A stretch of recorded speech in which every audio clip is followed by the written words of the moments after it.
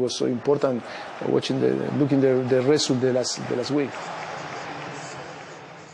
Well, it was a tense affair on Tuesday. That late goal from Eriksen, 88th minute, finally giving Spurs the 3 points, which has put them fairly comfortable there in third place. Yeah, I think they'll still make a top 4 spot. I don't see that being in doubt. There was that kind of run of fiction in which we were losing. You were kind of worried about them. You know, they had that third spot quite comfortably nailed down, and then all of a sudden started losing games. But yeah, they've won all their games at the new stadium. They haven't conceded a goal there either.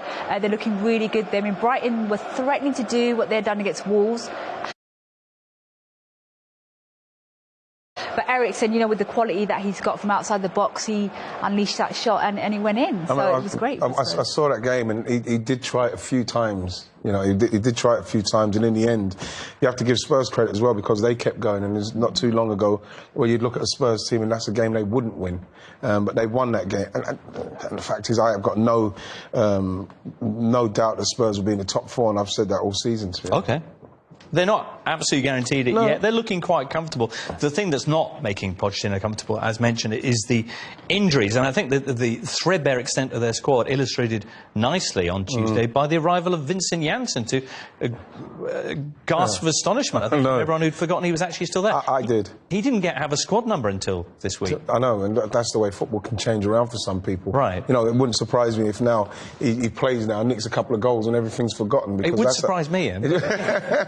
But that's the way it goes, and we've known all along and all season, for the last couple of seasons, Spurs haven't made the kind of signings that's going to help them. And you'd like to think if they were able to do that, how far could they have gone in the league in respect to, because look, they're at the semi-finals of the Champions League, and now we can see that they're down to their bare bones. They've given a player who didn't even have a number, like you say, till last week, a game tonight. That's how you have to give. That's how much you have to give someone like Pochettino credit for getting that team to this level and continuing to get them to perform at this level all the way to the end of the season. It's amazing. We've got Ajax coming up on Tuesday, I think it is, at home. There's a quick check on the run-in. Obviously, West Ham, before that, as they try to consolidate their Champions League spot for next season.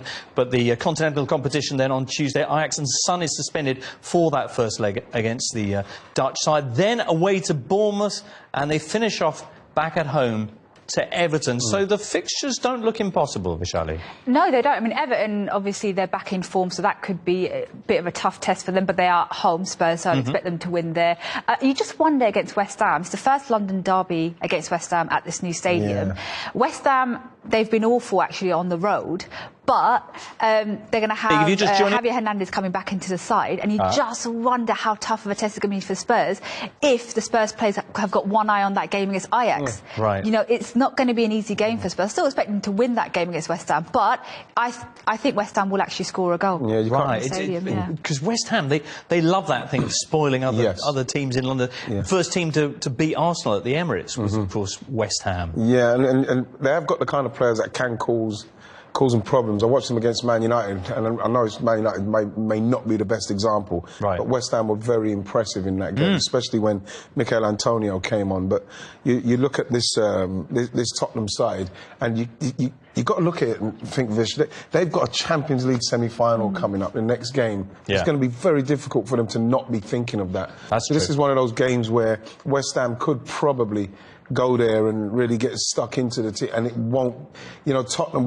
It's going to be a good test for Tottenham's mentality, because if I'm West Ham, I'd go and I'd really have a go at Tottenham. Okay, West Ham, who picked up 1 point in their last 9 matches on the road in the Premier League. That was at Crystal Palace. But as you say, players coming back in, a Spurs team that's maybe distracted. Going to a nice new stadium to play, and they could cause Spurs problems.